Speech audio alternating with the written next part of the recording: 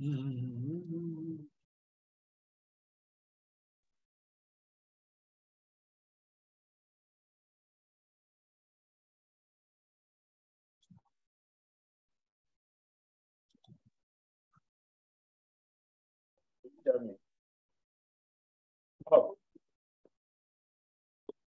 Can you hear me, everybody? Can you hear me?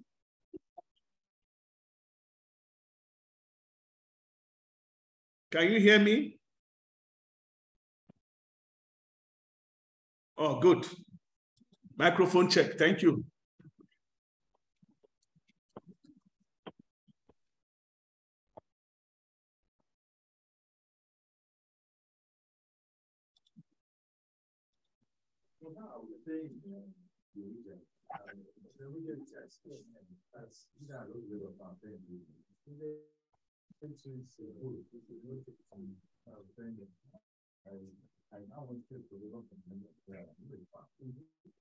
Camera.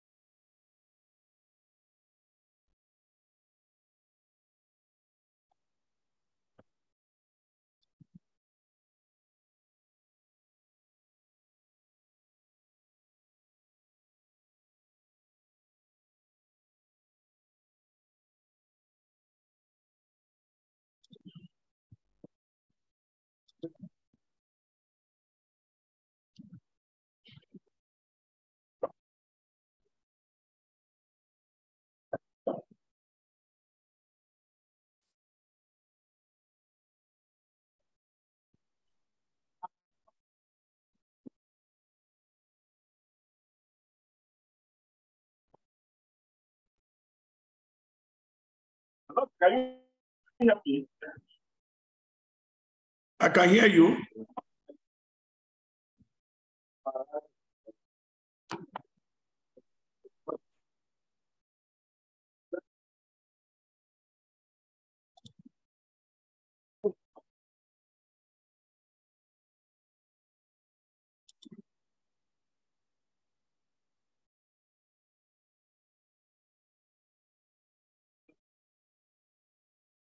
Hey.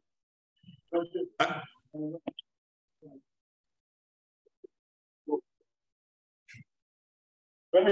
you hear me? I can hear you loud and clear. Yes, I can hear you. Yes. I can hear you. Yes, I can hear you.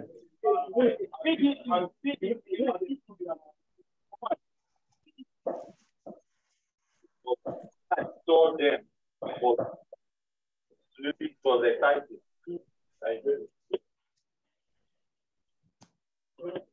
It's good to protect. I think you said they will continue every day.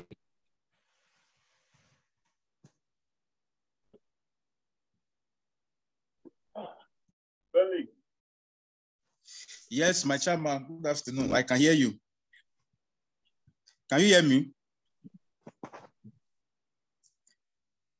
Can you hear me? I can hear you loud and clear.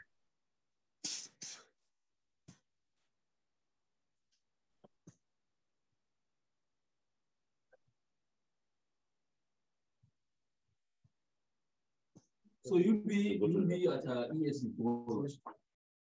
ESC accreditation. I'm not a member.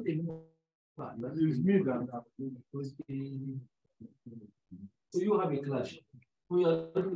Sorry, I'm trying to get my But I have a earpiece.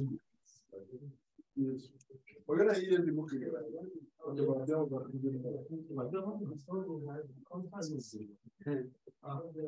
Easy fact. We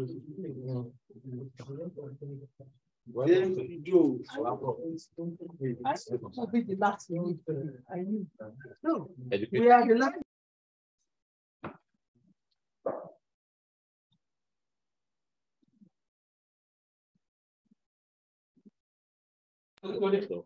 Hello, Doc, please, can you speak? Let me know if I can hear you.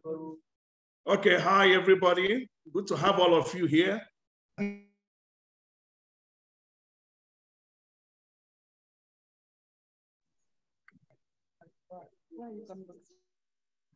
Did you hear me, Mr. Chairman? Yes, I can hear you now. Okay, fine. So let me know when you're set so I can comment.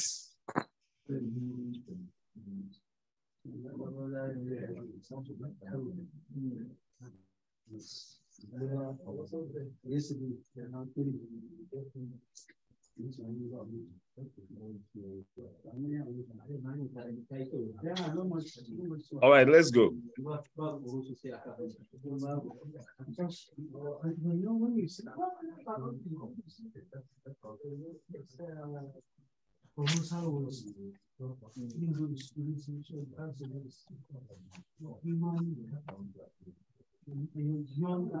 Can you see my screen, all of you, please?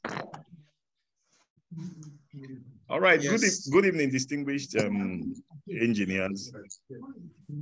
All protocols duly and respectfully observed. Let me give a little background to what we are doing today. You know, the UNESCO recently declared the 4th of March every year as the day of celebrating the World Engineering Day. And the president of the Nigerian Society of Engineers instructed that all the branches of the society and all the divisions should also mark this day. So it was actually the NSE headquarters marked it on the 4th of March. And today, being the 6th of March, the Abuja branch is also celebrating this day. So it's my pleasure to welcome you all to the occasion of the 2023 World Engineering Day celebration. And let me hand over to the Technical Secretary, Engineer Felix Omombale, to introduce our guest speaker for today so that we can take it off from here. Thank you very much. Yeah, thank you, my chairman. And then thank you. Welcome everybody to this 2023 World Engineering Day. And the topic for our discussion today is IoT and datafication of engineering for innovation, exploring the intersection of two powerful trends via Unity board, artificial intelligence stroke, Internet of Things kit. And our guest presenter today is no other person than Dr. Agu Collins. Agu is a member of the Nigeria Society of Engineers. He's the Director, Research and Development Department of the National Information Technology Development Agency, NITDA. He is also the Vice Chairman, Technical Committee of NSC Smart Office Project, and he is the founder, TD4Pair IoT Hub. Dr. Agu Collins was born in the year 1969, Like I said before, he's the Director of Research and Development Department of NITDA. He's a strong proponent of open source technology, indigenization and adaptation of technology, and has many years hands-on real industry experience in upstream ICT products, design and development, specializing in the development of IoT system, advanced embedded system design and programming, PCB design and manufacture, SCADA and HMI systems, design and integration of renewable energy systems, R&D and innovation management. His working experience includes Nigeria Communication Satellite Limited, NICONSAT, Obasanjo Space Center, where he established the Research and Development Department, and also Microelectronics Center with strong focus on embedded systems design and programming, electronics design and manufacture. He is a player in the Nigeria ICT industry where he develops indigenous innovative products such as Obuno IoT engine, Amadioha IoT platform co-designed with Dr. Isa Ali Ibrahim Patami, Ruwatronic short-range ROFID wire reader, ROFID biometric e-voting system for Nigeria Society of Engineers, ROFID biometric staff attendance and access control systems for the presidency, ICPC, Ministry of Transport, Intelligence Launch Control System, etc. He also researches in cyber physical systems and applications, early life and education. Dr. Agu Collins, Agu was born in Akugo, Nkanu West Local Government Area of Enugu State, Southeast Nigeria. He attended the Federal Government College, Idoani, Ondo State, where he set a record as his class best student by obtaining 7 A's distinction in WAEC. He then proceeded on federal scholarship to the defunct Soviet Union, USSR, where he gained admission into the prestigious National Technical University, Kharkov City, Ukraine, and obtained his BSc and MSc degrees in mechanical engineering, and also became a certified Russian language translator and teacher. Dr. Agu Collins holds a top-level doctorate degree in engineering sciences from National Technical University at Kharkov City, Ukraine, where his PhD dissertation yielded an invention, a hydrocarbon-based solid substance for combined processing of materials using electroconductive abrasive tools. Some of his research work involved minimum quantity lubrication, technology for application in heavy industries for manufacture of composite material. His professional career, he worked as design engineer for Kharkov Electro-Technical Equipment Plant, Ukraine, responsible for the modernization of railway system, and also general manager at Jakarta Steel Company under Repron Limited, that saw the reactivation of the steel complex after more than 50 years of redundancy. In 2008, he joined the Federal Civil Service as the Manager of Research and Development Department of Nigeria Communication Satellite, NICONSAT Limited, and rose to the rank of Assistant General Manager to head the Microelectronics Center. In 2014, after a successful interview conducted by KPMG, coupled with hard work and resilience, he got promoted to the position of General Manager, Technology Convergence and Support Services Department, in charge of the National Public Safety and Communication System and the DTH, head end of NICONSAT, One Arrow Satellite. On a special request, he was seconded to National Information Technology Development Agency, NITDA, where he became the Director, Zonal Office Coordination Department, and subsequently became Director, IT Infrastructure Solution Department of NITDA. He has been nominated for several national assignments, such as a member of the Technical Working Group for National Integrated Infrastructure Master Plan, a member of Ad Hoc Committee of National Economic Council on Crude Oil Theft, Prevention and Control, and a host of others. His award and recognition include 100 leading telecom and ICT personality in Nigeria, ATCOM, Nigeria Diaspora College Global Hall of Fame, NITDO, Merit Award for Excellence in Technology Development, Enugu State Government, Distinguished Speaker Award, affiliation. He is a member of several professional bodies, including the Nigeria Society of Engineers, Institute of Mechanical Engineers, Nigeria Institute of Electrical and Electronic Engineers, American Society of Mechanical Engineers, Institute of Software Practitioners of Nigeria, Nigerians in Diaspora Organization, Europe, Ukraine chapter, and a host of others. He is a facilitator at the National Open University of Nigeria now. He is a mentor and instructor at the non-profit IoT Hub, which identifies with cutting-edge technologies, in-depth understanding of emerging technologies and their commercial applications. He is currently working on various capacity development programs in emerging technologies with strong international affiliations to facilitate students and lecturers exchange program with strong focus on technical research to strengthen the linkage between the industry and academia.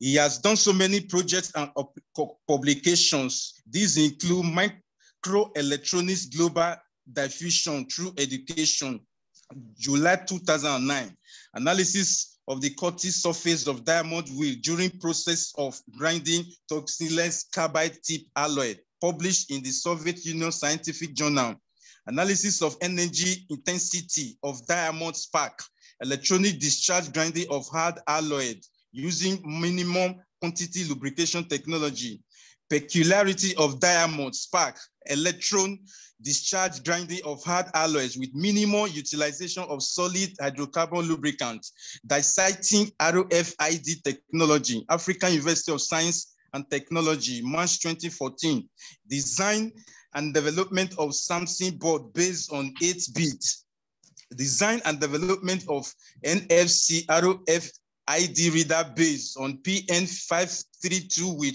USB interface, design and development of IoT board based on Atmega 328 MCU, design and development of RFID biometric Niger reader, design and development of 4-port USB transparent hub base, design and development of LED scrolling message board. He is happily married to Dr.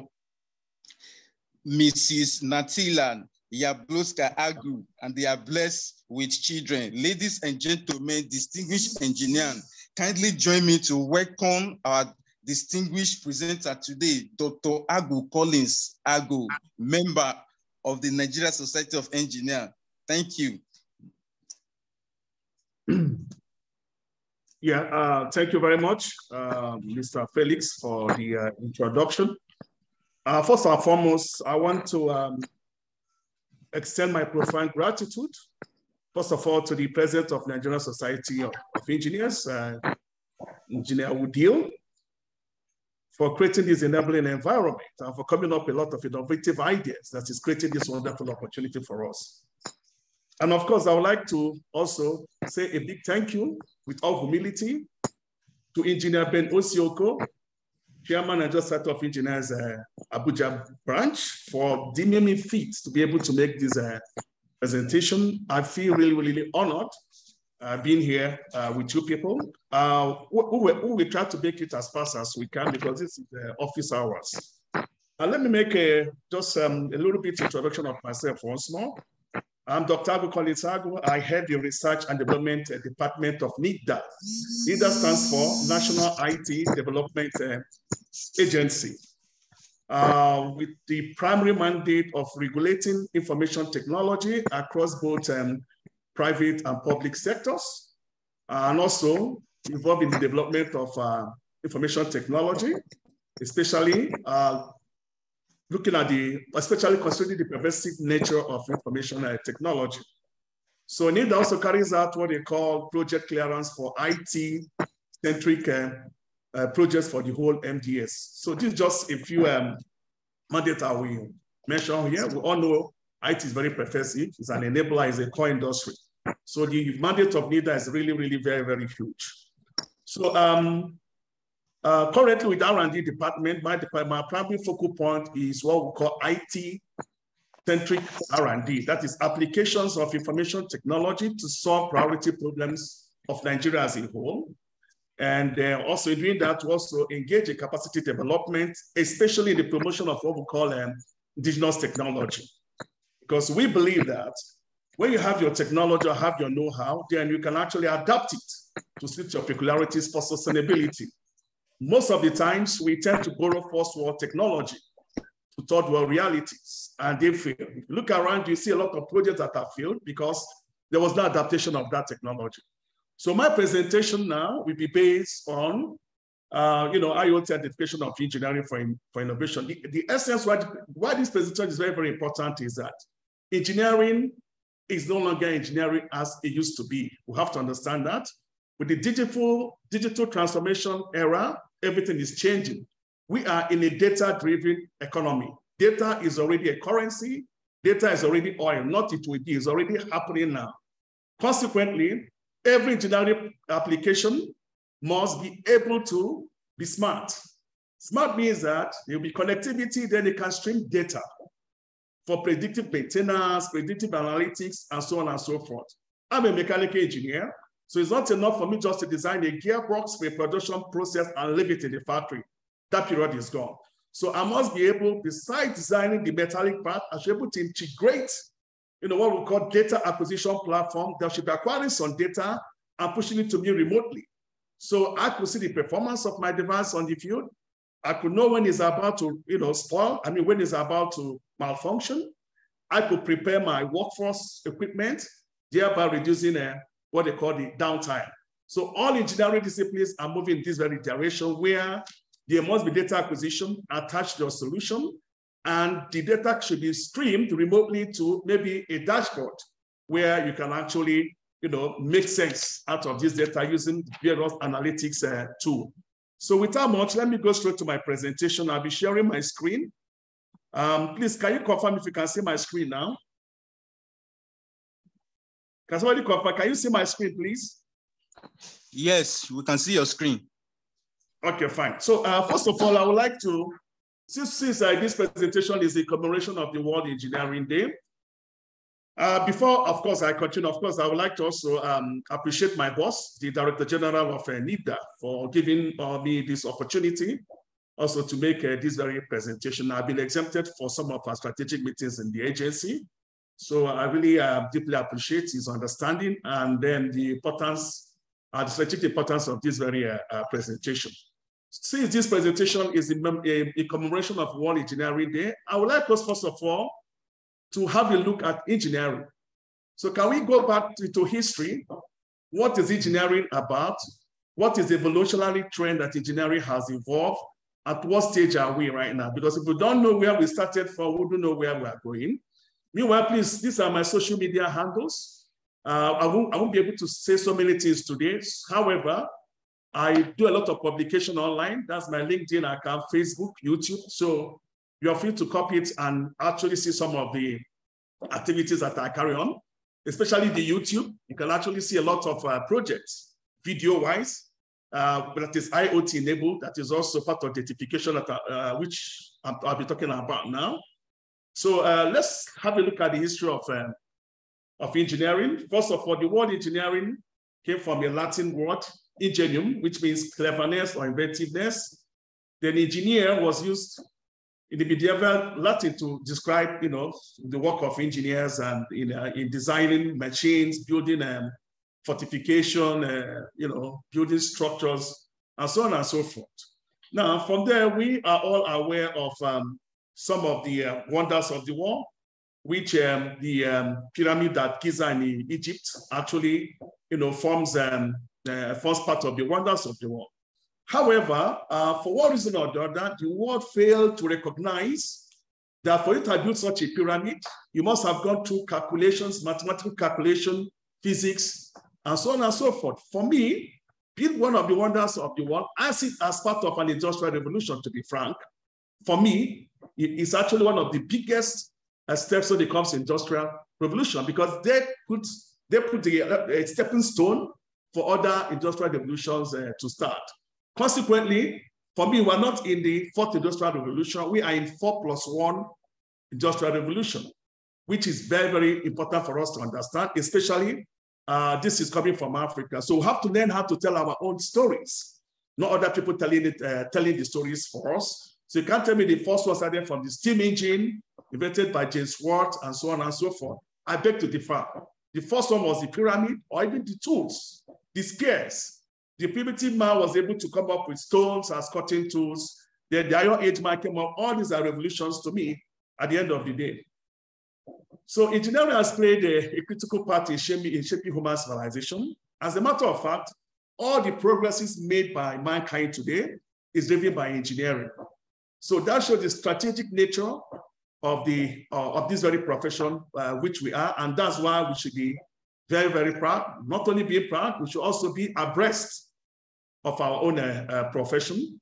So engineers build structures like the pyramid, temples, and so on and so forth. We know about the famous Archimedes, the Eureka man, how he came up with some buoyancy laws, hydrostatics, and so on and so forth. Leonardo da Vinci as well. All these were engineers that made so much changes, to mankind that even changed the way the mankind or human beings were living over the years. So let's look at the Industrial Revolution. The first one, I don't want to dwell so much on this because I believe that most of us already know the first, second, third. But just for us to take you back to memory lane, I will just browse through. The first Industrial Revolution, according to the Europeans anyway, because I've mentioned, to me, it's not the first, it's at least the second, but by virtue of this presentation, let's assume it's the first anyway, so that we can be intended with other people's thinking. Began in Britain. We all know about the James Watt steam engine. So they moved from the manual processes to mechanized processes, and that actually saw Britain, actually develop as one of the leading countries across the world. So the second one was the electricity, by Faraday. Once electricity was able to put into industrial use, that was actually created another revolution. Not only that, Henry Ford came up with the production line, which actually increased the output of productions in a factory. And then internal combustion engine. So from steam engine, we go to internal combustion engine, championed by the Germans. So this actually brought a lot of changes in manufacturing and also communication. And of course, inevitably, it actually increased the standard of living of the human being. Then from 1960 to the 2000, the period marked the rise of computer technology and digitalization. We all remember the 4004 processor made by Intel. It was a 4-bit processor. When you have the 8051. As a matter of fact, human beings were able to land in the moon due to those progresses made in areas of microelectronics, without which it wouldn't have been possible to have the moon mission. And all this was accomplished by the mere fact that at 1948, the transistor was discovered at the Bell Lab. And so this created a way for miniaturization of components. That is where the IC started coming out, and so on and so forth. Now, let's look at the start of the fourth industrial revolution. As I mentioned, the first one has to do with steam-powered mainly. Then the second one is, electricity, basically, it's powered by electricity.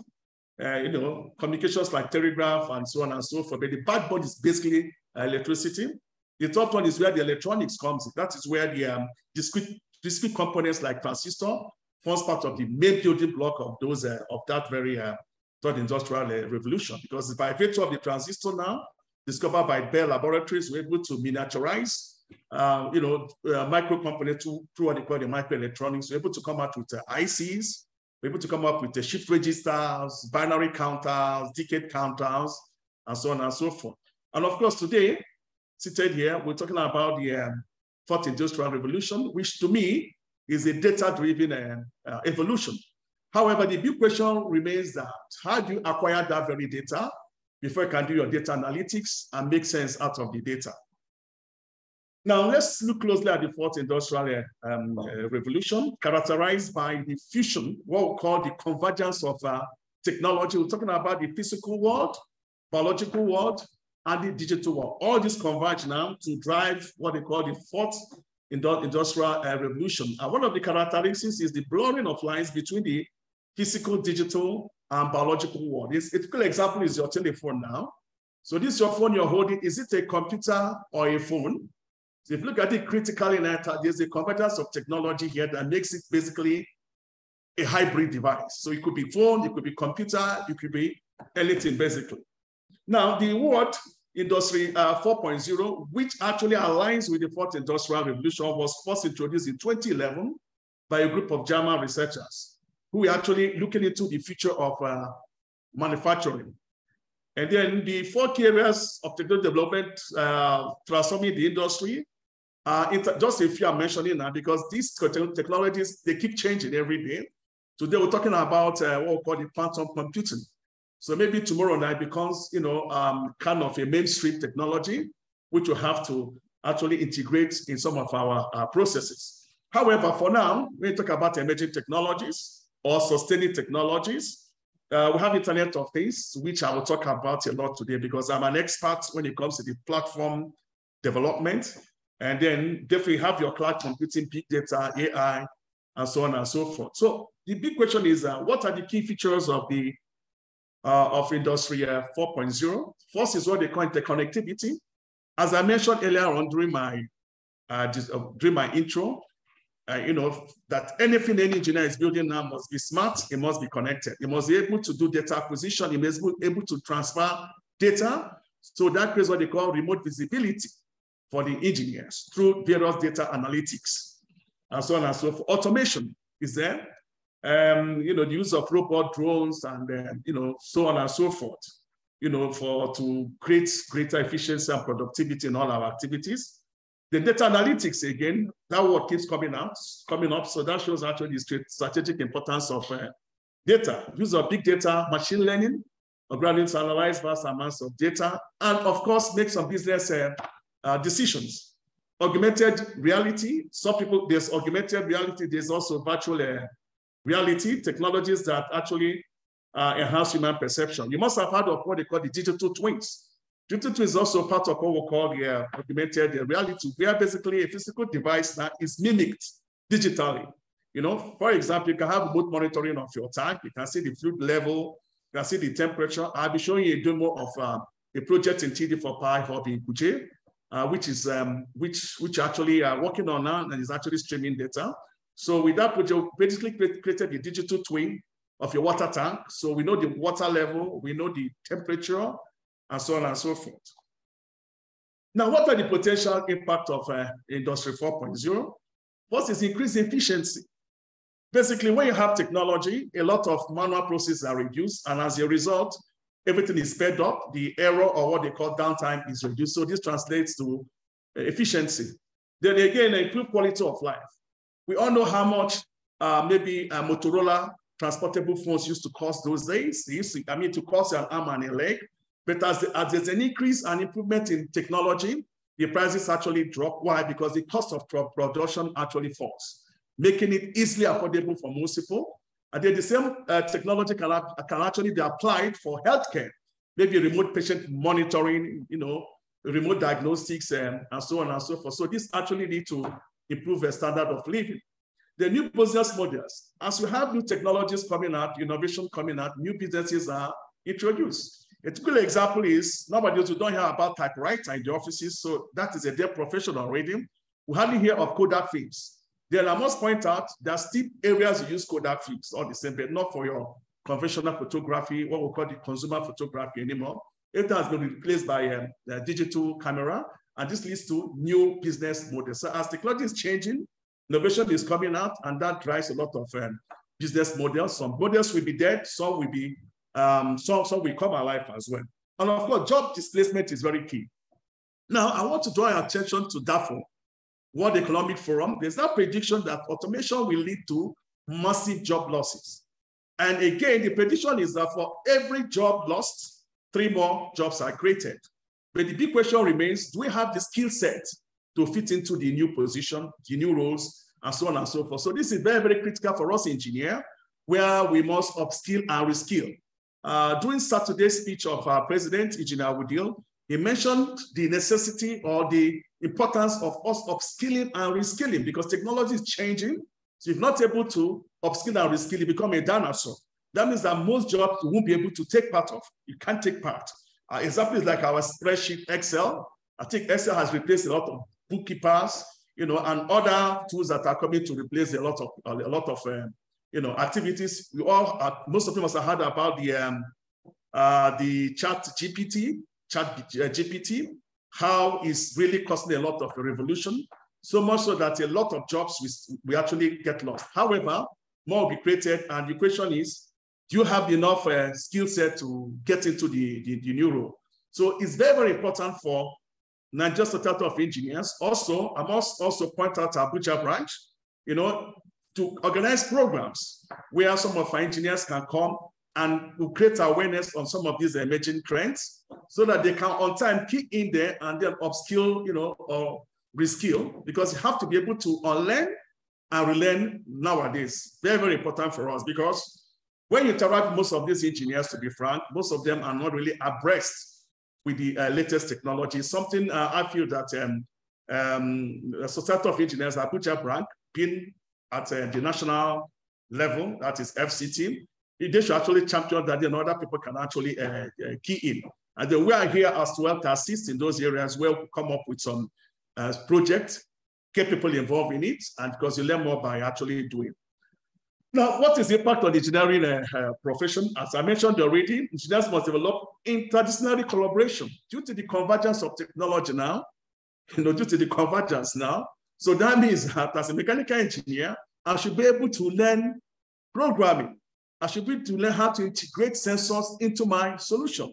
I should be able to know how to do data analytics. It's inevitable nowadays, I'm sorry. It's just the way it is right now, and there's no running away. So it is important for us to make sure that, some of this impact on engineering, we find a way now to mitigate effects by actually carrying out a lot of upskilling and reskilling programs. Not only for the professional engineers, we also look at what we call the student engineers, because the youth are our future. So that is where I feel that, in education and training, the NSU should play a very, very vital role, especially when it comes to rejigging of curriculum. Most of our curriculum are not in line with what they call industry, with the fourth industrial revolution. It's not in line with what they call the industry requirements. So it is imperative for the NSE to actually champion the cause of re-education, curriculum changing, or recommendation to Ministry of Education schools of what trend and where area they have to fine-tune their, or point or position their curriculum to be heading. Because now we're talking about skills. So it's not only skills and competence. It's no longer about just your degree or certificate. It's actually what can you do? What can you do? What solution, what problems can you solve? Promoting innovation and entrepreneurship. Yes, any product that cannot be commercialized is almost a waste. So additional knowledge that is very important is that it's no longer enough to say, okay, I'm an engineer, but I did not do marketing or maybe business development, financing. No, that area is gone. So you must be able to have what they call entrepreneurship skills. You should be able to know where you can get funding. You should be able to write what they call your proposal, business plans, and so on and so forth. So it's one of those vital skills that we engineers must imbibe, in our war chest. Very, very important. Now, let's take a look at some of the top emerging technologies. Just as I mentioned, the emerging technologies keep changing. And from emerging, most of them become mature or sustaining technology. So you can see that the Internet of Things is always there. That shows the strategic importance of IoT. I will talk more about that. 3D printing is no longer emerging technology. It's already emerged. It's already a mature technology. Robotics as well, although the robotic has different arms, basically. So, it could be both ways. Anyway, and so on and so forth. Then the main topic of today is what they call IoT identification of engineering. So there's a reason why we coined it together. IoT is a process where you do what they call data acquisition. Datafication is pushing this data for readings or meanings to be made out of it. This is very, very important for we engineers, as I pointed out. You must be able to have remote visibility of the performance of your solutions in the field. You must be able to predict when one or two things are about to happen. So these are what drives it, the IoT and the datafication. Most of us have heard a lot about the Internet of Things. But however, most of us don't understand that the first person to have coined that word is K.V. Ashton in 1999 while working for Procter & Gamble. So he was trying to make a presentation on RFID. During my citation, Mr. Felix mentioned about RFID. RFID stands for radio frequency identification. Is part of what they call auto ID and data capture technology. So he was making a presentation how this technology can be integrated into their products, for what they call automatic inventory control. And that was when the first time Internet of Things was actually mentioned. So in my own perspective of IoT, to me, simply put, Internet of Things is an interface between your cyber world and your physical world. And with your physical world, through various sensors, you can actually sense your physical world. We as a human being are also part of the Internet of Things ecosystem. How your phone today becomes part of your appendages, is part of your limbs. So with this is actually a sensor. So with this telephone now, you can actually track me, know my location. If I'm running with the phone, you can use a pedometer to know how fast I'm running. You can even know my blood pressure and some of them. So this becomes a network of sensors to human beings. So human beings are also part of the Internet of Things ecosystem.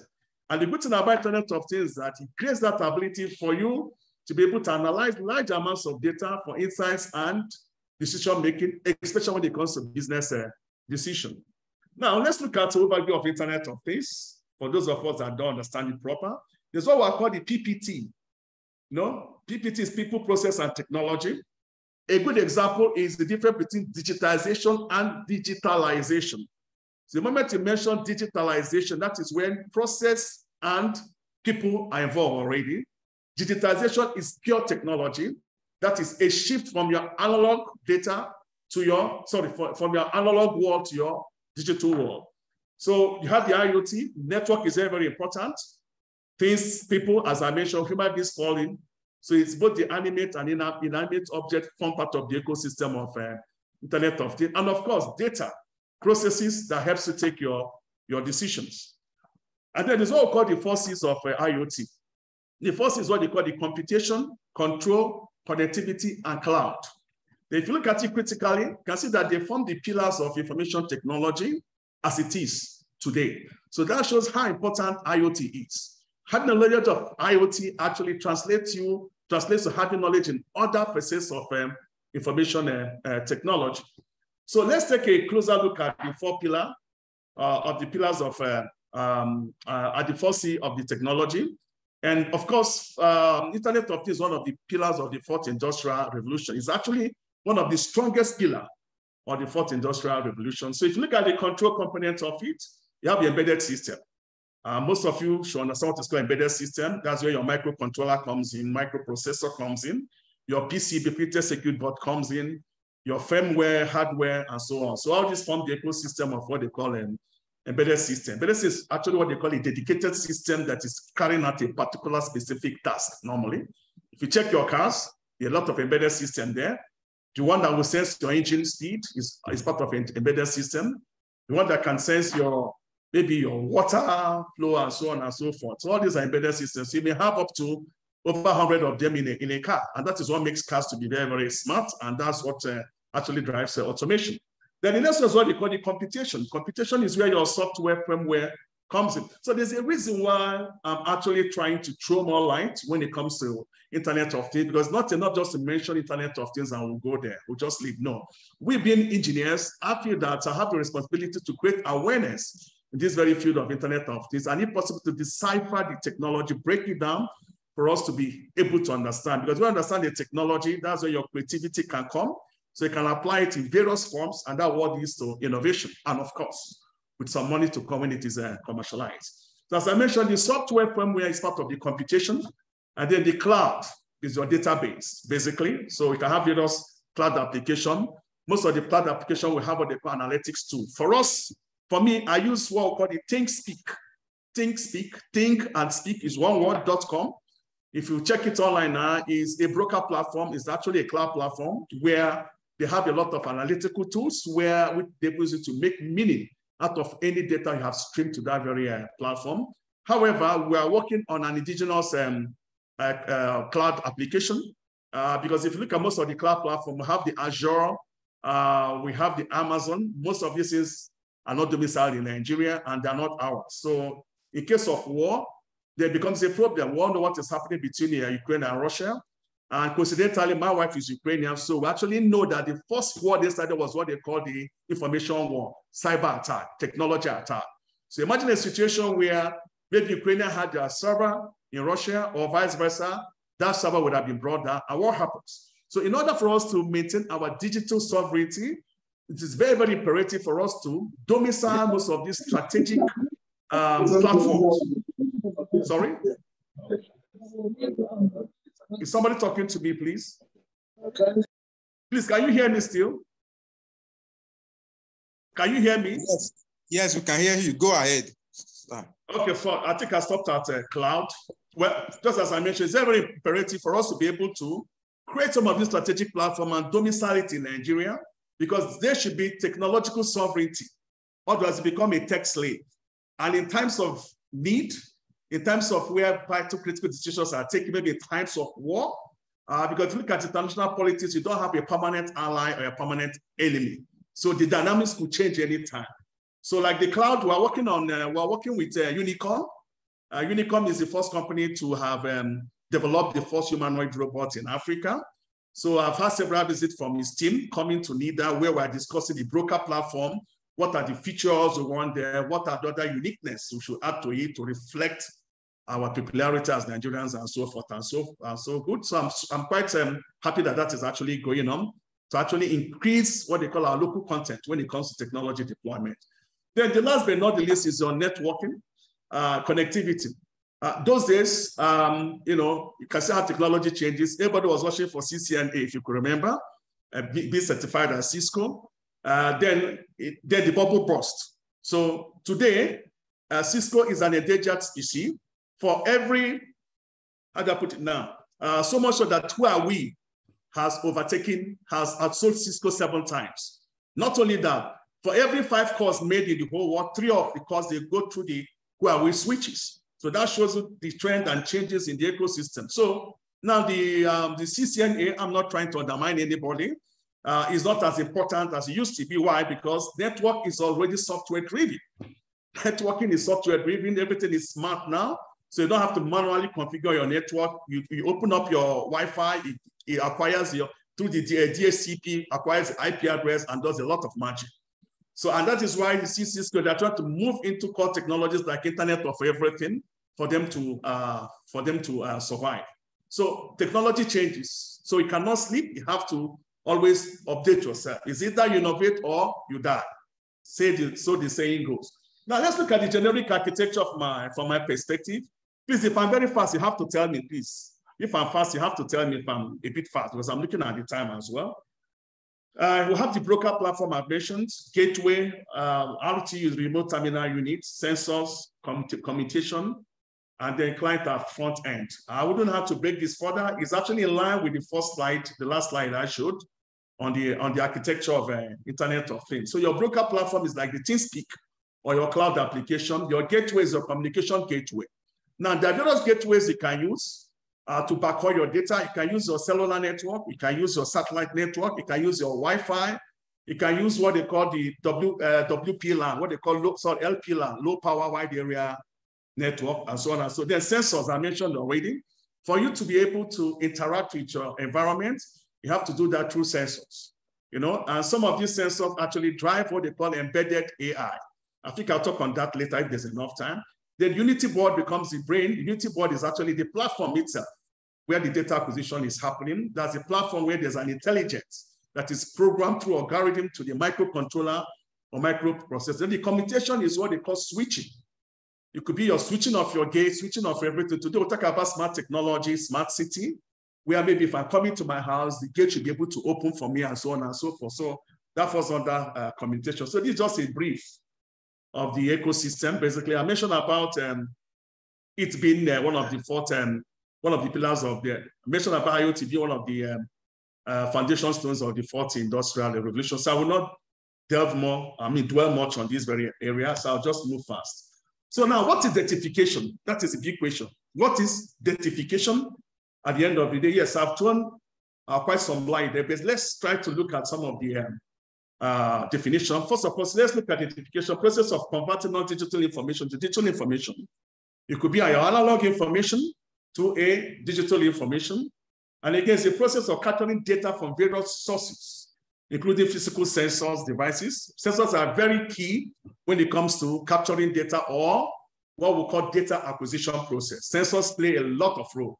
They could be what they call the MEMS sensor, microelectromechanical sensors. There could be even some sensors could actually be a bit of analog in nature. Yeah, we have sensors like that can behave like analog to acquire some of the data you may need. It may be your temperature, it may be your humidity, it may be what we call the air quality, using what they call, under what they call the VOC, volatile organic compounds, and so on and so forth. Now, let's look at the application of engineering. Now, focusing on the engineering is use of data analytics and machine learning to optimize engineering processes. So you can see how important the data is. That means I'm acquiring data from the field where my machine is working. I'm studying this data and see the behavior of my machine.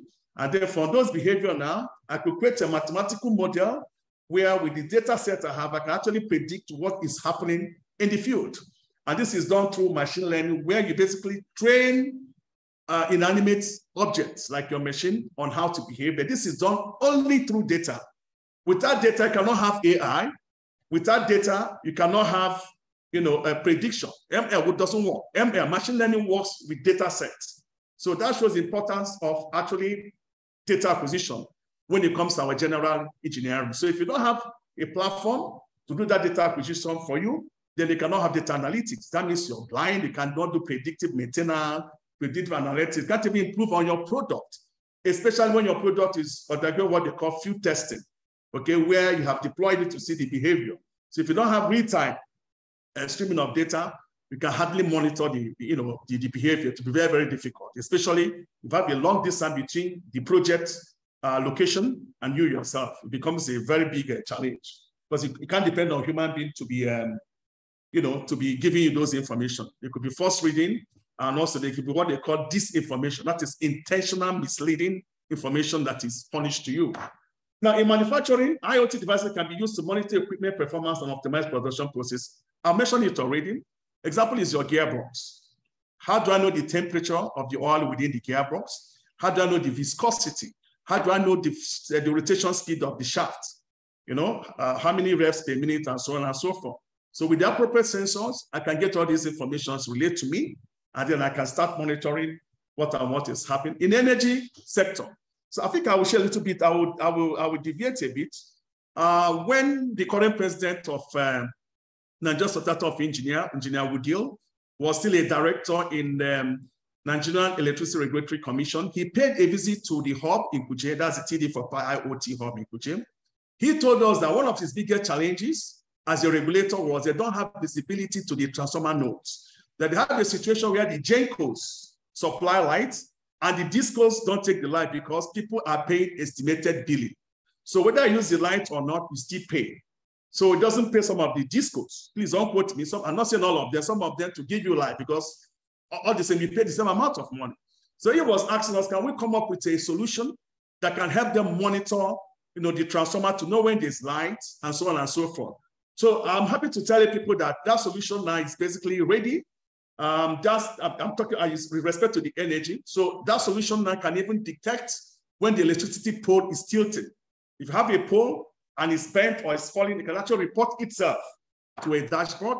The same way it can sense your voltage, everything, and it's solar powered, because you cannot take power from a system you're monitoring. It's not allowed. So you have to have independent power that you can monitor your system. So I could talk more on that maybe one of these days if I'm invited by the Abuja branch. Maybe we could go into deep engineering discussions to share some ideas. The set is used in transportation. You can actually track some of your cargo, and you can track some of your cargo. You can actually monitor refrigeration. Like you have some perishable goods that are being shipped, you can use IoT to check the temperature at each position.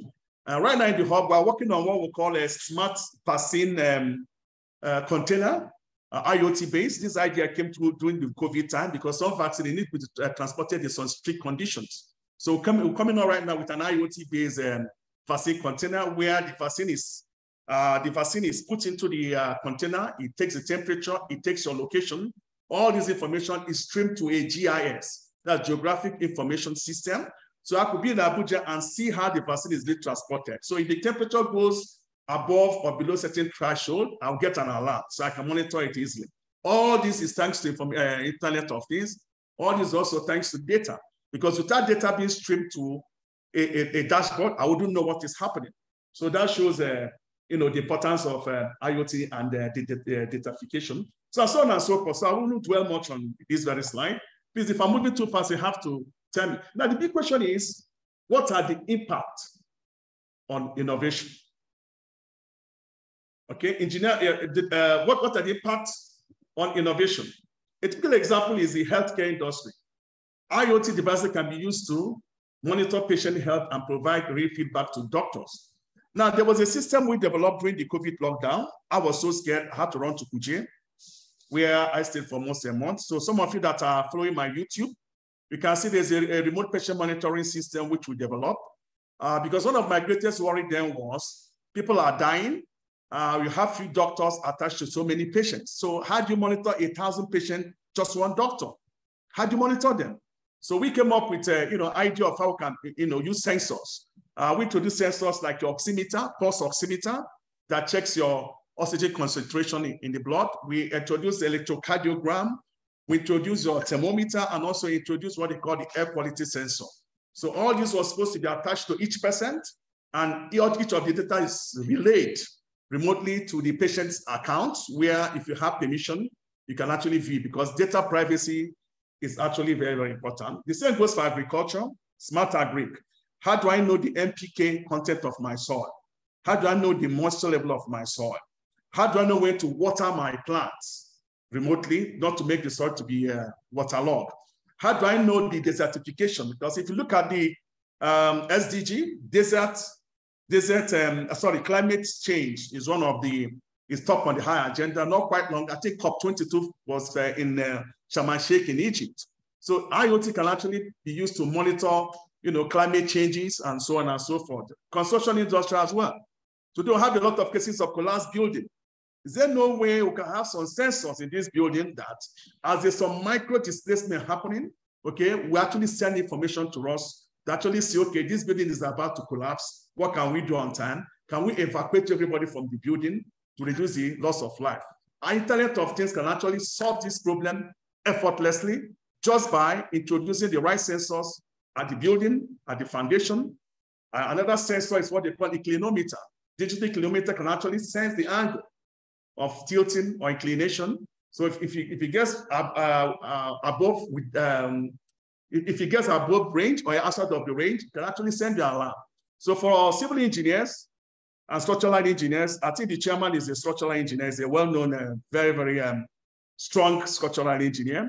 So these are some of the things you guys may consider in your next design in buildings, how you can integrate the Internet of Things to monitor the structural strength and the structural activities or the micro activities within a building.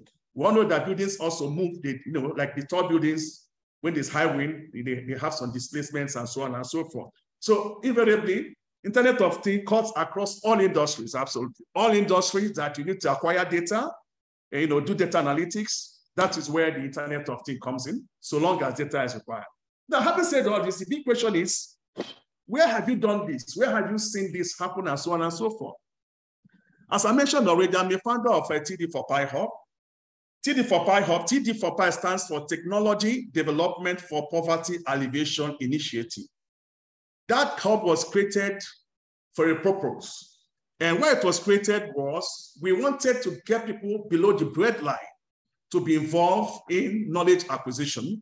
Most of those guys living there can't afford your normal training. It's expensive. If I have to train on embedded programming, people pay as much as 200,000. Some of you will actually attest to that. So the big question is, the philosophy of digital inclusion, how can we get these people involved? So that's why we came up with the idea where we went into the bush in Kuje and founded what they call a community hub, an NGO where people are trained at no cost, people are housed, people are fed till today. It's in Kuje where people are actually taught how to develop products and applications. So TD4P is actually an engine room. Now, before you hear is some pictures coming from the hub.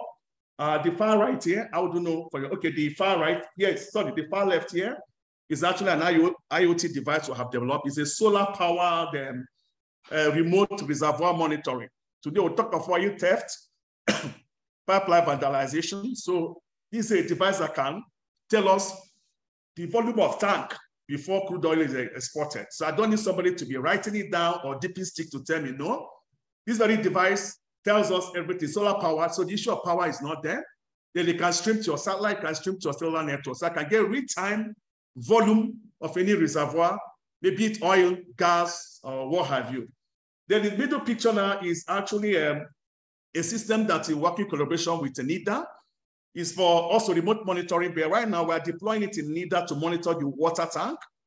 After we have primed it fully, it's going to be for NIDA's diesel tanks.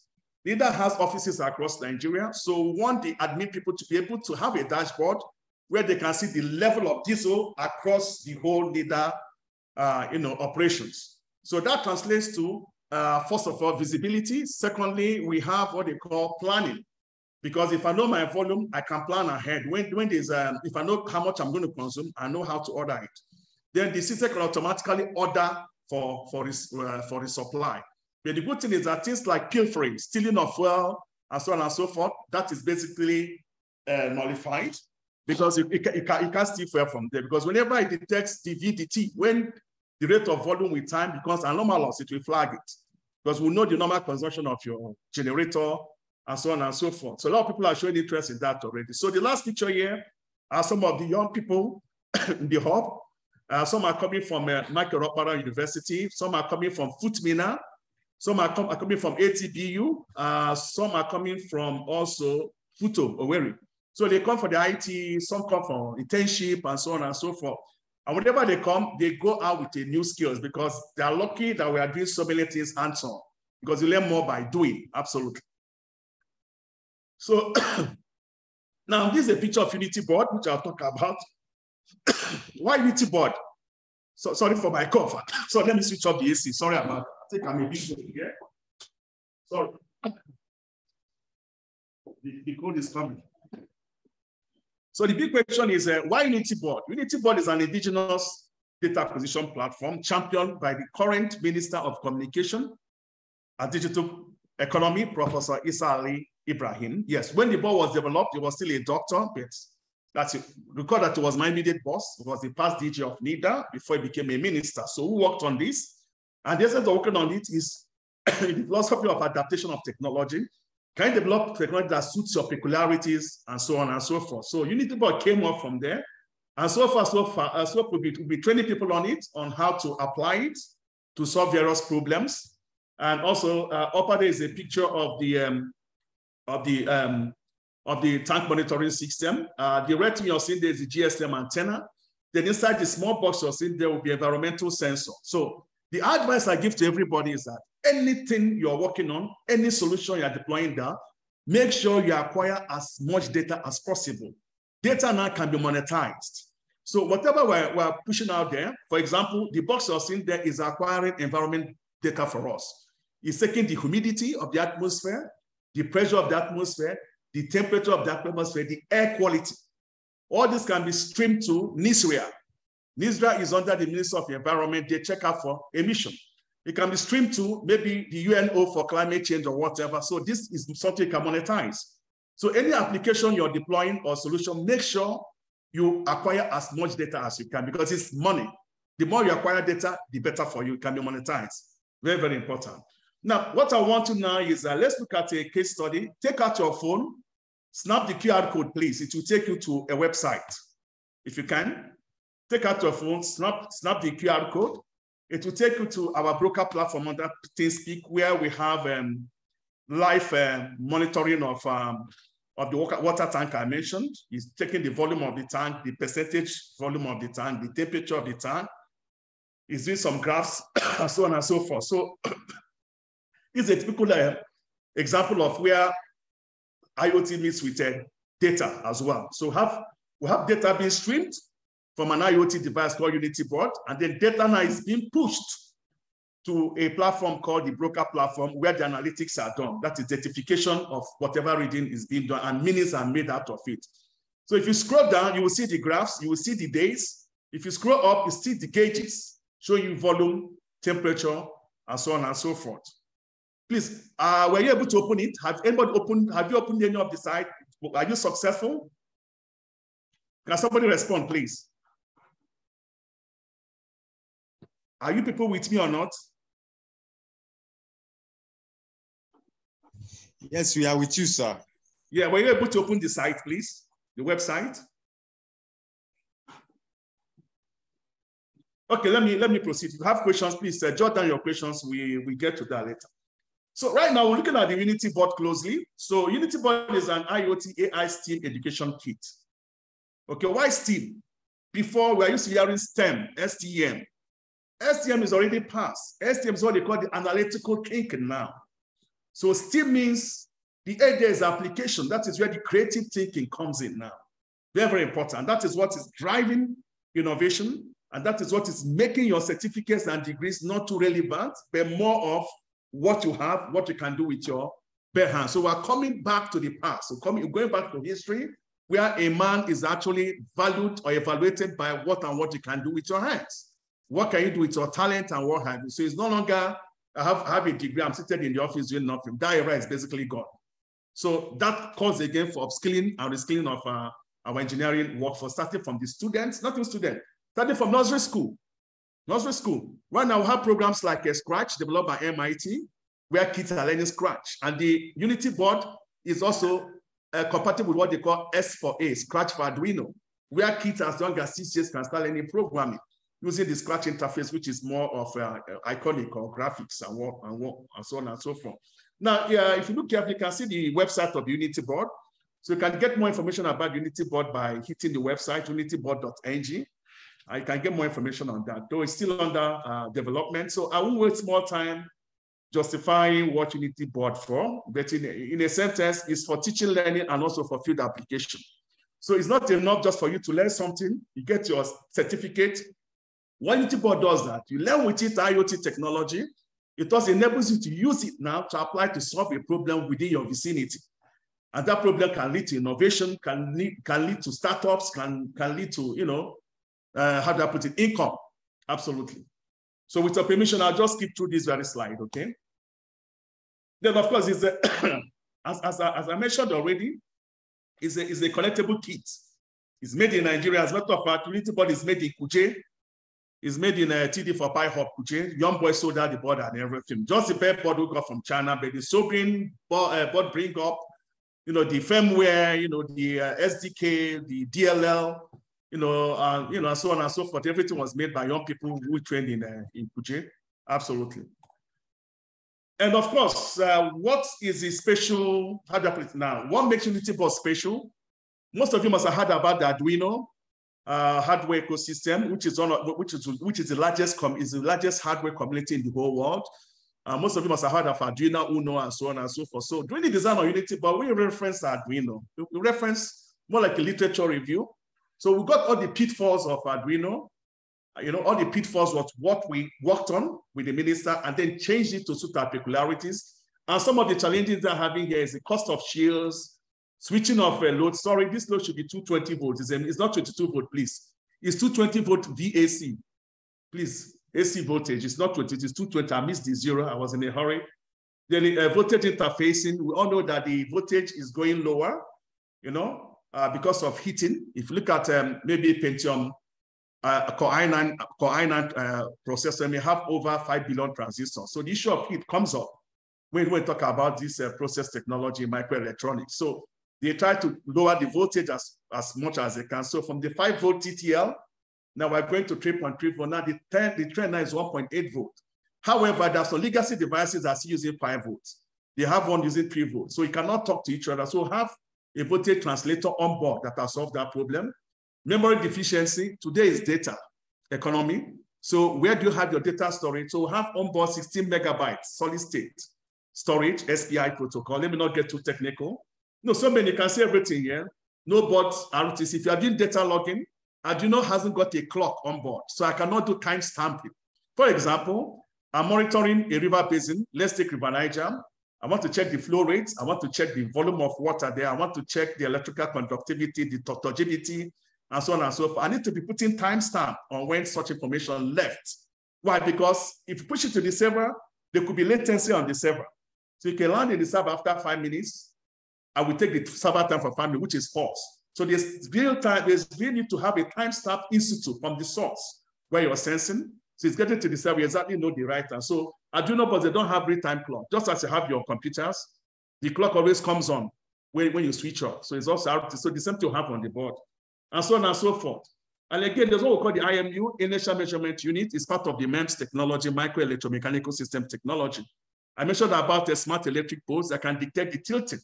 So using a gyroscope accelerometer, we can actually measure the tilt angle of poles. So we can tell NEPA people, if I have 1,000 poles, we can say, okay, that pole has tilted, is about to fall. Go and bring it back before it falls. Or if we have street lights that has been hit by a car, we can report automatically using Unity board to the Abuja people. So street light has fallen, come and replace it, and so on and so forth. So that's what your IMU does for it. Besides that, IMU can be used to monitor what they call critical infrastructure tracking. People steal transformers. So you can actually integrate it to transformer where if you're moving the transformer, once it senses acceleration, then it senses different orientation in space. That's what the gyroscope does. It will flag it. So many areas of application, so many. Now, again, please, for those of you that just joined us, you're free to check out my social media handles. Follow me as much as you can, and then get updated, because I do a lot of posting in LinkedIn, Facebook, and then YouTube has a lot of videos of some of these things I'm talking about. So you can actually hit the YouTube, go to my YouTube account and see so many videos to do with IoT and identification, things we have done in the past, case studies and everything there. That will save us time, because I may not be able to play this video now. They'll have existing solutions like Arduino, Raspberry Pi. I think you can't compare that to Unity board. Unity board sits between Raspberry Pi and Arduino. So it took the best from both worlds. And mind you, this is designed in Nigeria. So having the blueprint means that you can change the design anytime we want. Most of the technology we import, we don't have the blueprint. So we are trapped to somebody else's technologies. Some of them even have what they call, some of them we have what they call undocumented features. We know what the Americans did to the Iranians with their radar. We know what happened to the Siemens at the nuclear centrifuge in Iran, where Israelis introduced virus and something, whatever. Because all this technology have undocumented features or backdoors, which you can activate remotely and you can mess it up. So that calls, again, for the need of us having our own indigenous technology as much as we can. Let's increase the local content level on any solution we are deploying. That gives us a better control. That gives us security. Very, very important. Then here is, I mentioned about, early, like primary school. So this very board is being used at Sage, Maitama Park. You guys must have heard about Agu Amogu. Is one of the greatest trainers I've seen in Nigeria. Has won over 10 international competitions. He trains secondary school people on emerging technologies and what have you. So this is a board they have actually appreciated. You can see a copy of it being used there as I speak with you. It's a kit. So there's what we call the Catch Them Young program called the CATI program. CATI means Catch Them Young. So at a young age, it's good to infuse some of this knowledge for the young ones to grow up with it. And then that actually positioned them to compete in this world of fourth industrial revolution. So this is the board diagram of the Unity board. I will not dwell much on it. So it's just a dashboard, bird's eye view of Unity board. The features there, GSM, GPRS for communication, gas sensor is there, thermometer is there. No, a lot of things are there in Unity board as well. So that creates that opportunity for us to acquire data and then push it to a backend for datafication and subsequent analytics. So these are some of the things that should be integrating into some of the solutions we're deploying out there. Okay, it may not necessarily be Unity board. You could come up with your own smaller design. We could teach you how to design your board using PCB. I mean, do your schematic, routing, and so on. We'll be happy to do that as well. So Unity board is a learning platform where you can decide to do your customized board. So the Unity board just creates that awareness and the training platform, which you can decide to make yours smaller if you want. So these are the specifications of the board. Some of these specifications are really, really very, very powerful. I mentioned about the the 16 megabytes, sorry, the 16 megabyte storage, you can see it. These are 128 megabits. If you divide 128 by 8, it gives you 16 megabytes storage. And then onboard clock, you know, and so on and so forth. Quite a lot. I'll be sharing the slide with the chairman's permission. No, I'll give the slide to the chairman. I've actually forwarded to the chairman, so the chairman will know what to do with the slide. It's at his own discretion. So this is the layout of the Unity board, which I also mentioned that is a platform that can be used for IoT and datafication and subsequent analytics to make sense out of operations or data that is acquired from the field.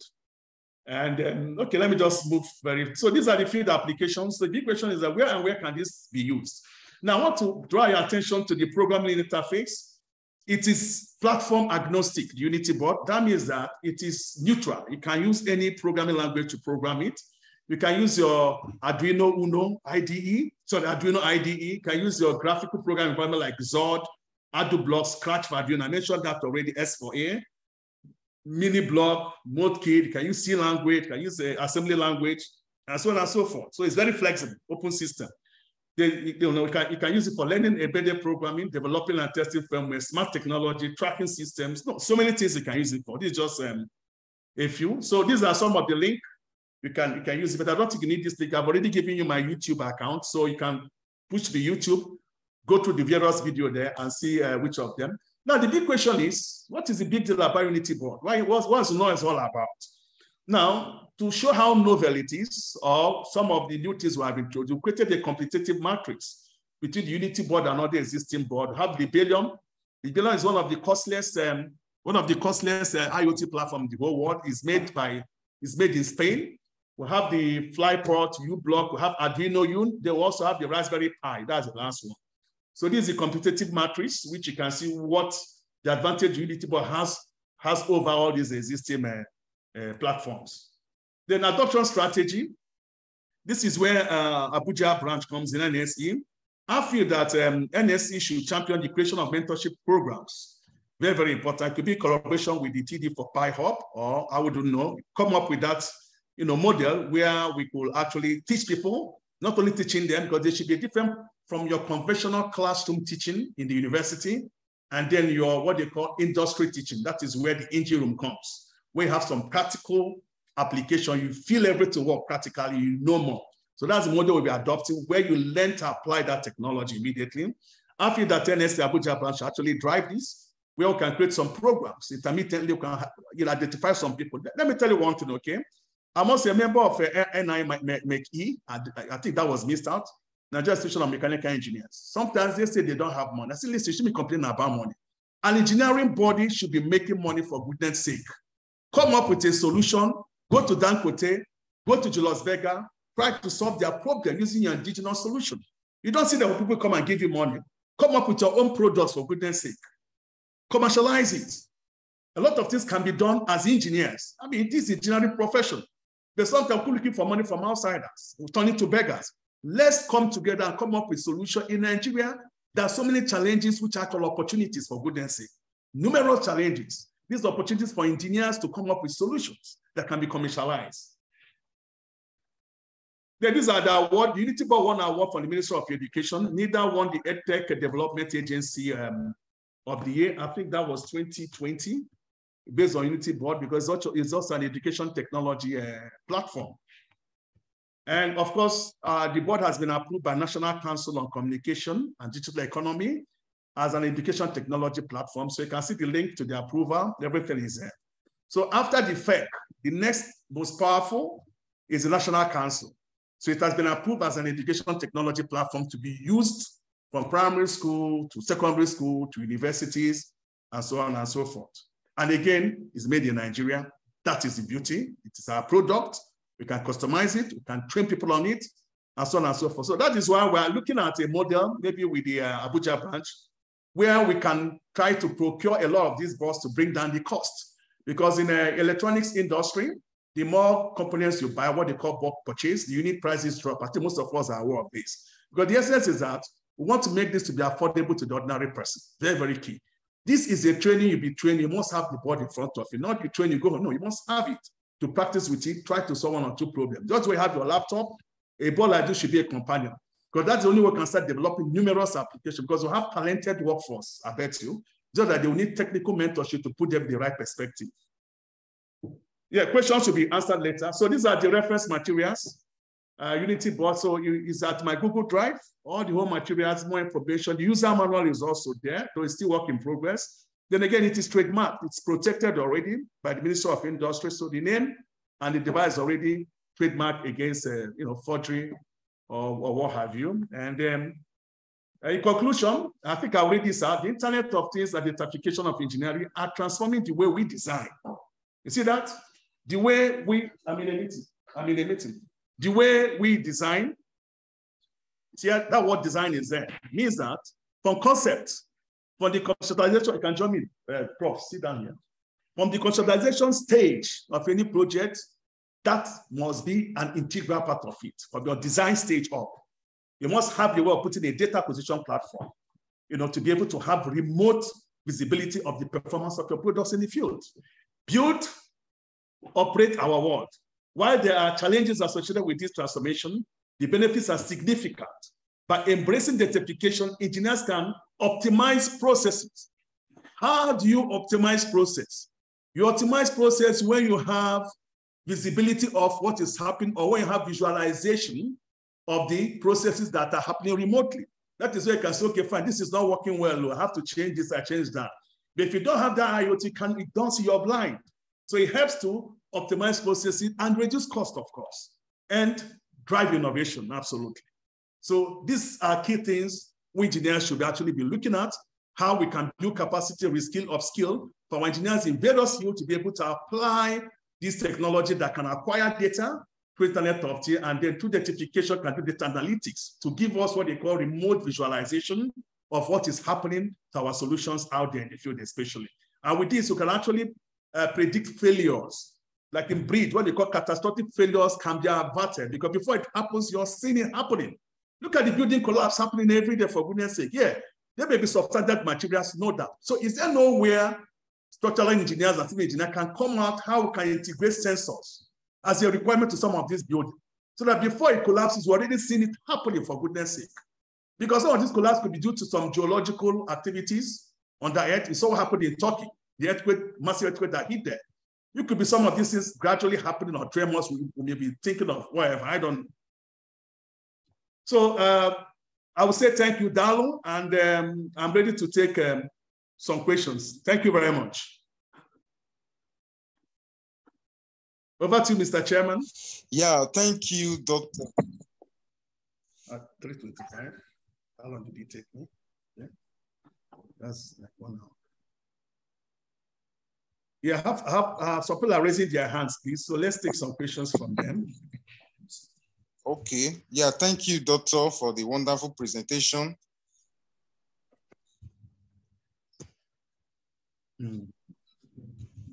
So, Charles M. Fossey, kindly go ahead and ask your question.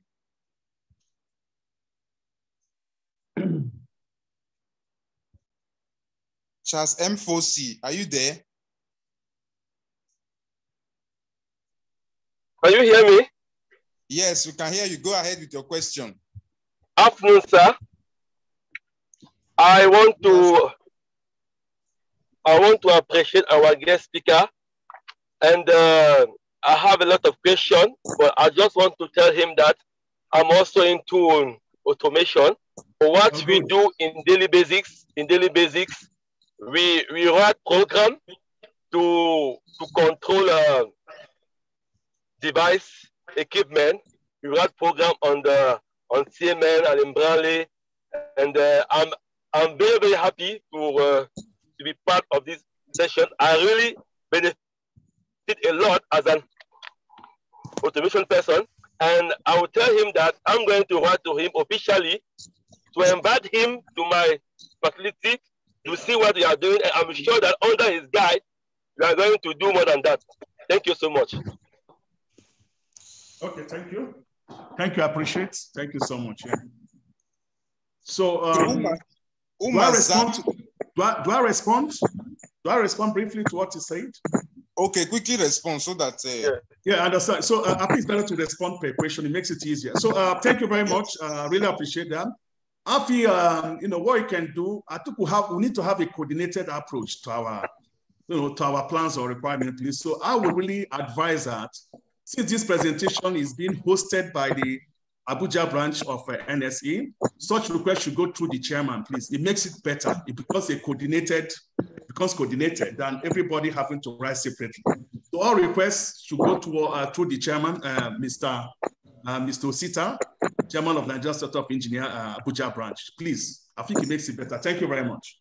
Thank you. Okay, thank you very much, sir. So Umar Zakri, go ahead with your question. Okay, good afternoon, sirs. It's a wonderful presentation.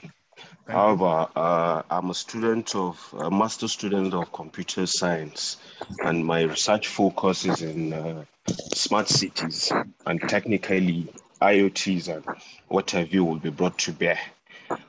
Moving forward, I'd like to know if I can reach you, or if there's a way I can purchase some of these board for onward research purpose, so to say. Okay, fine. Thank you very much, Omar. Just as I mentioned, the essence of this presentation is we want to make meaning out of it. Let it not be the usual talk show, you talk, and go, nothing happens. I prefer it to be a tech show. But for us to have results, we need to be organized and coordinated. So I feel that your request can go through the chairman of the Nigeria Society of Engineers. We'll collate the whole request, then we can come as a team. As we may need 20 people that needs the board of 100, that the practice drop. Okay, thank you. Yeah, Mohammed Adamu. And so on and so forth. Thank you very much. Okay, Mohammed Adamu, go ahead with your question. Mohammed Adamu, are you there? Okay, now can you hear me, please? Yeah, we can hear you. Loud and clear. Thank you very much, my chairman. You've been very, very wonderful. I also say a very big job to my doctor for this wonderful idea, step, and actualization. I'm just going to give one question to you.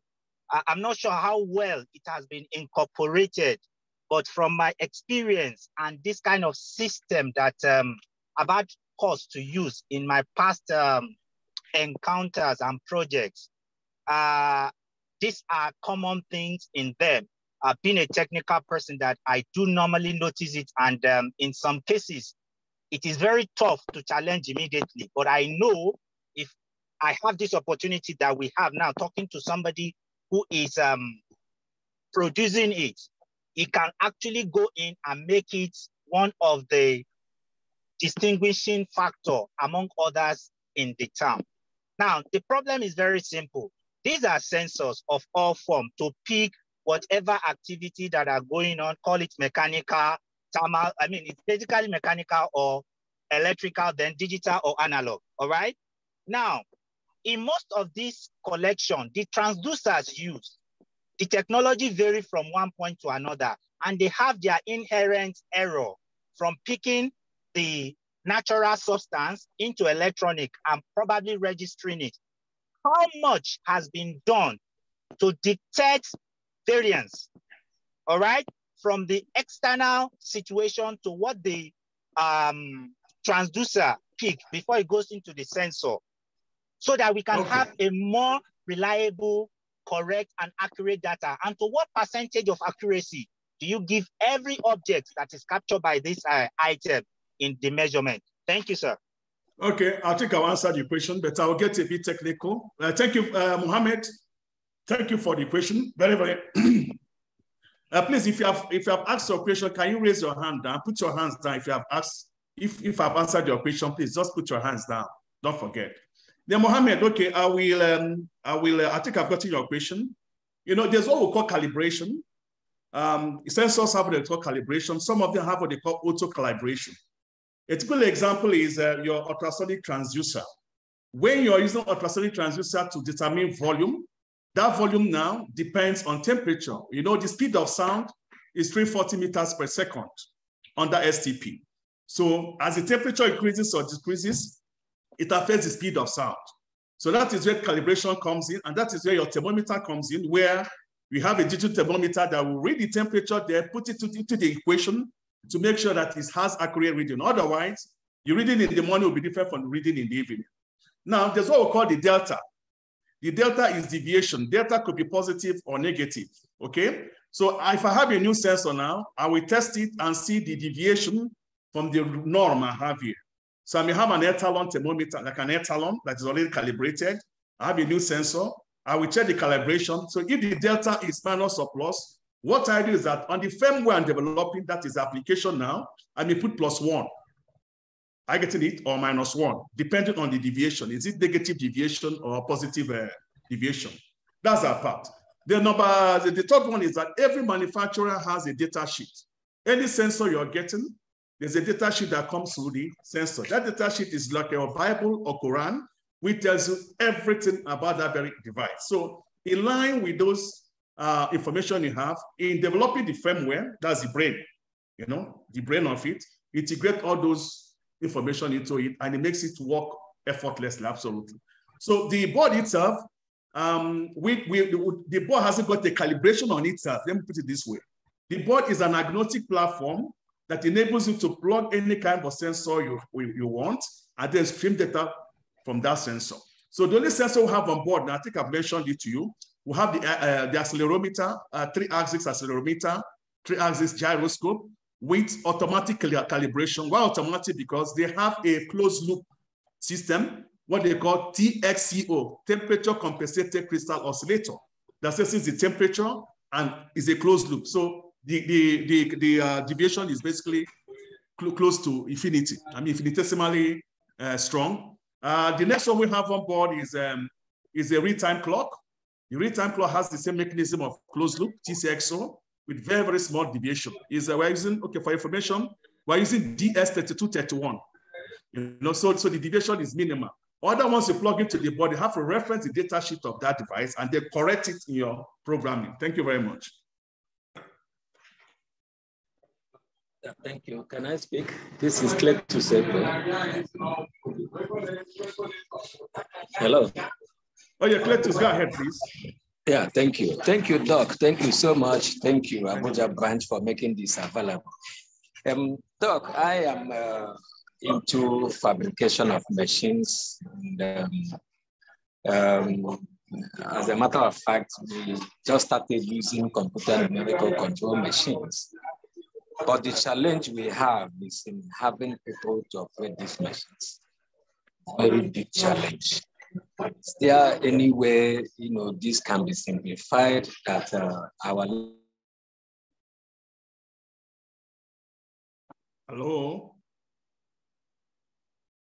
local engineers can actually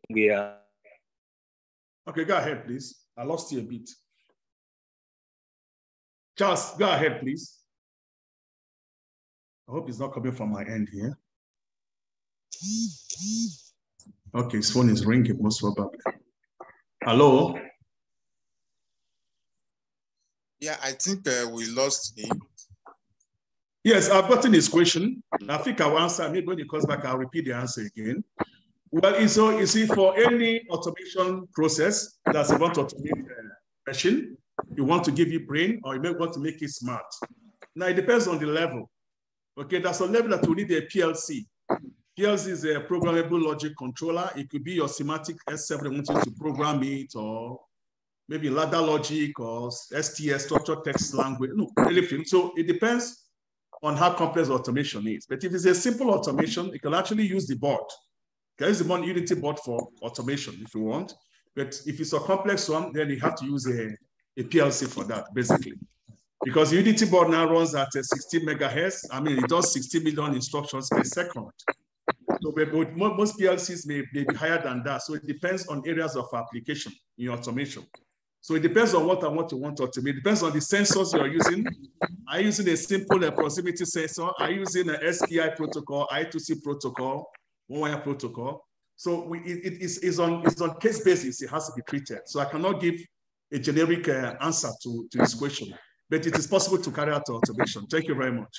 Next question, please. Okay, thank you, sir. Engineer Yakubu Usman. Engineer Yakubu Usman, please go ahead with your question. Yakubu Usman, are you there? You may need to unmute him. You may need to unmute him. Okay, yes, I've done that. Go ahead. Okay, yes. Good afternoon, Abuja branch chairman, the speaker. I'm Engineer Yakubu Usman, joining you right from Zaria branch. In fact, the program is very wonderful, and I enjoy every single bit of the lecture. Please, my request is this. Once in a while, I do come to Abuja. Can we have access to the address of the presenter so that whenever we come, we can visit some of these facilities and see how we can liaise with you and they possibly bring some of this information down to Kaduna State and Zaria. Thank you very much. Okay, Engineer Yakubu Usman, thank you so much. I deeply appreciate it. And thank you for finding time to join us in this presentation. You recall, I think I exposed my social media handles to all of you. My social media handle is also my address, basically, because I can answer questions, I can interact with you on private chat and what have you. So that's the essence of putting out the private, my social media handle. Secondly, you may have some other questions you may want to discuss with me, to technical questions that you want some answers. That I can also respond. So I feel that, again, if it is properly organized, I see no reason why you should not get across to Zaria. So it depends on the plan of the Nigerian Society of Engineers, which is the host of this presentation, what plans they have, because we need to have an organized approach to whatever activities we plan to organize. That is very, very key. From experience, I know I keep saying organized approach. You know, where is organized very well. In that way, there will be higher traction than when we try to do everything in silos and so on and so forth. So the answer is yes, you can get across to me. My social media handle, I think I may have to share the screen again. So that's my social media handle on the screen. Can you see there, please? Everything is there for those of you joining now. Is the screen showing? Yes, the screen is showing. Okay, fine. So you can take a snapshot of this, and then, so all my social media handles, I have Agu Collins, Aguas. You can see repeating itself. So the same too with Twitter. I'm not sure of Instagram. I think Instagram, I wrote Dr. Agu Collins Agu. I will find out.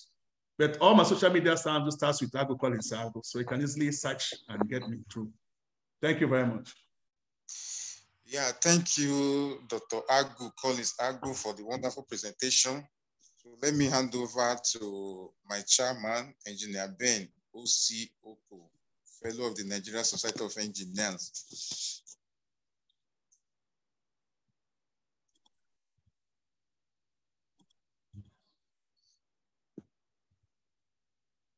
Okay.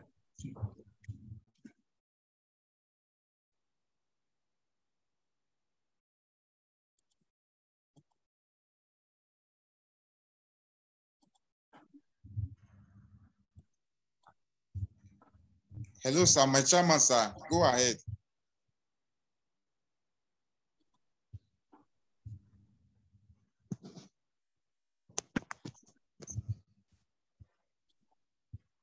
Please, can you hear me? Yes, we can hear you now. Can you hear me now? Yes, perfectly, loud and clear. Can you hear me now, Felix? Yes, I can hear you. Can you hear me now? Yes, I can hear you. Felix, can you hear me?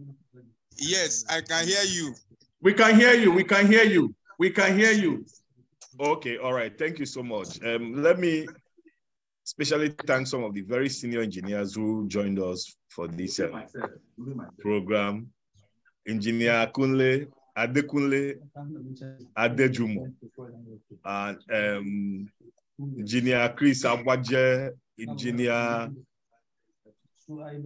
Emmanuel Engineer Dr. Felix Olu, Engineer Ijoma Mechina, and Engineer, I can see so many of them. Please, Engineer Longe, and the Engineer Astrop, Engineer Joseph Ebuna, Engineer Kechi Isigwe, and a whole lot of them. Please, if I didn't call your name, please don't be offended.